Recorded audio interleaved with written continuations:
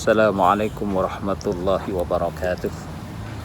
Bismillahirrahmanirrahim. Alhamdulillahilladzi ja'ala ramadhana syahran mubaraka wa siyama naharihi wajiba wa qiyama lailihi tatawwu'a. Allahumma fassalli wa sallim wa barik ala sayyidina Muhammadin nabiyya wa rasula wa ala alihi wa sahbihi alladhina ittaba'ul haqqa wal huda, amma ba'du.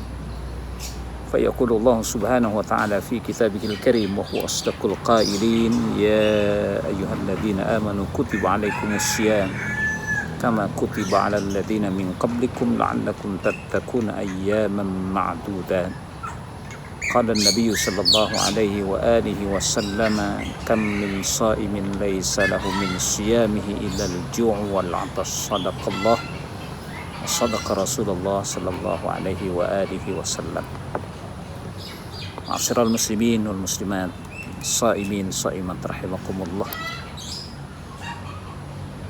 Seringkali orang mempertanyakan apa efek positif dari sebuah ibadah, apakah itu sholat, puasa, zakat dan haji.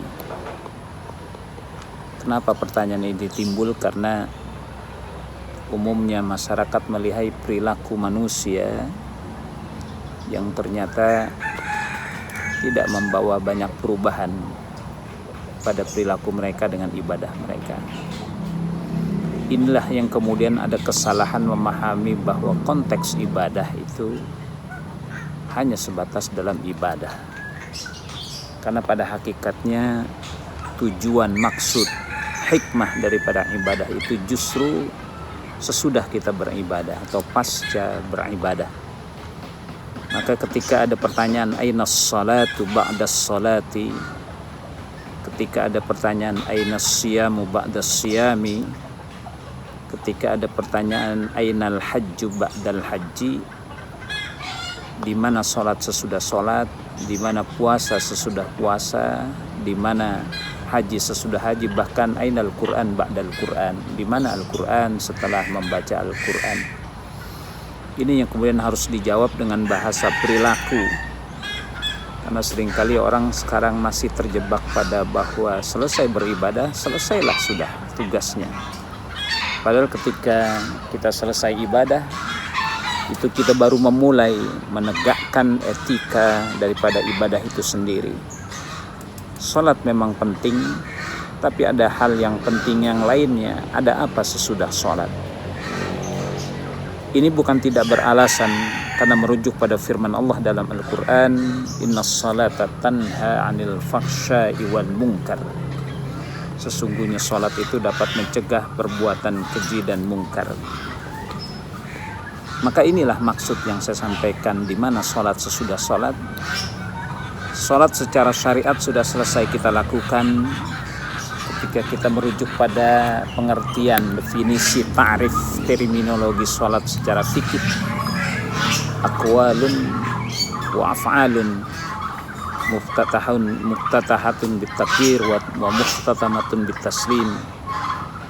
Maka secara syariat salat itu sudah selesai ketika kita mulai dengan takbir dan kita tutup dengan salam. Tapi pada hakikatnya belum selesai sholat itu kalau kita belum menegakkan etika sholat sesudah sholat. Maka jawaban pertanyaan ainas salatu ba'das salat adalah firman Allah, innas salata tanha 'anil fahsya'i wal munkar. Jadi pada hakikatnya bukan syariat sholat yang diragukan. Tidak ada keraguan pada syariat yang mulia berupa sholat. Tapi pertanyaan yang harus ditujukan adalah kita semuanya yang mengerjakan sholat. Maka wajar kalau firman Allah subhanahu wa ta'ala dalam Al-Quran bukan pada sholatnya, tapi pada fawailul lil musallin alladzina hum an salatihim sahun walladzina hum yura'una wa yamna'una al-ma'un. Jadi al-musallin, orang-orang yang mengerjakan sholat bukan pada syariat sholatnya. Syariat sholat tidak pernah akan kita ragukan kebenaran hakikatnya sampai hikmah-hikmahnya.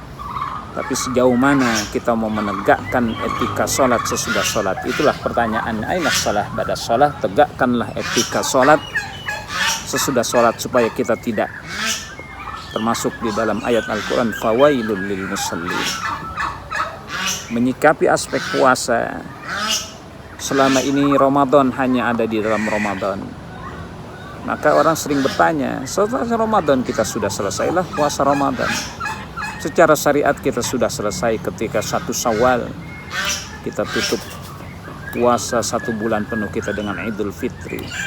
Tapi pada hakikatnya ketika merujuk pada ayat Al-Quran, la'allakum tattaqun, justru kita baru memulai menegakkan etika Ramadan sesudah Ramadan, menghidupkan etos Ramadan sesudah Ramadan.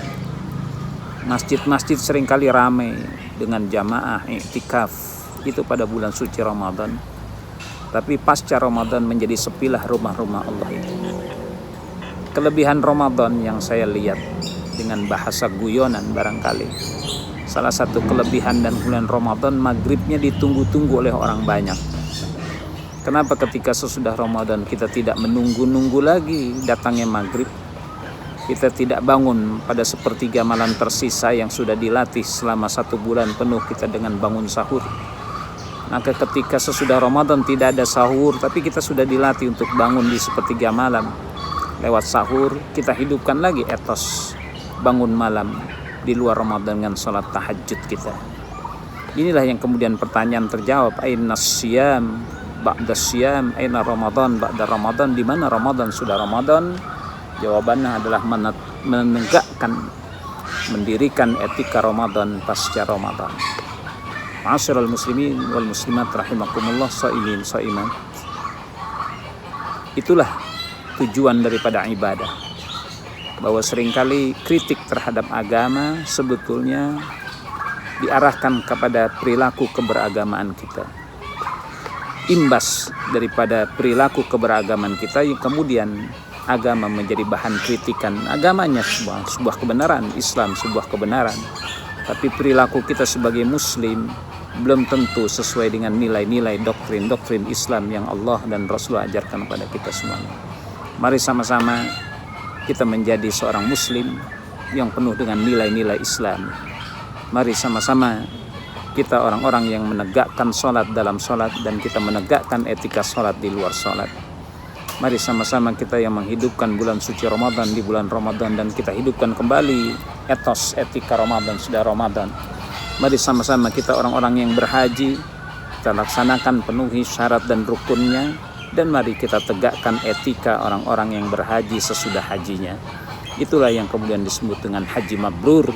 Kemabruran tidak ada di Arafah, kemabruran tidak ada di Mina, kemabruran tidak ada di Matab, kemabruran tidak di Mas'a, tapi justru kemabruran terlihat sesudah ketika beribadah haji. Setelah kembali dari tanah suci, apakah ia patut menjadi orang-orang yang pernah menjadi duyufur rahman. Mudah-mudahan yang singkat ini bermanfaat bagi kita semuanya, sehingga kritik terhadap Islam itu tidak diarahkan lagi kepada Islam, karena perilaku kita sebagai muslim yang sudah penuh dengan nilai-nilai Islami.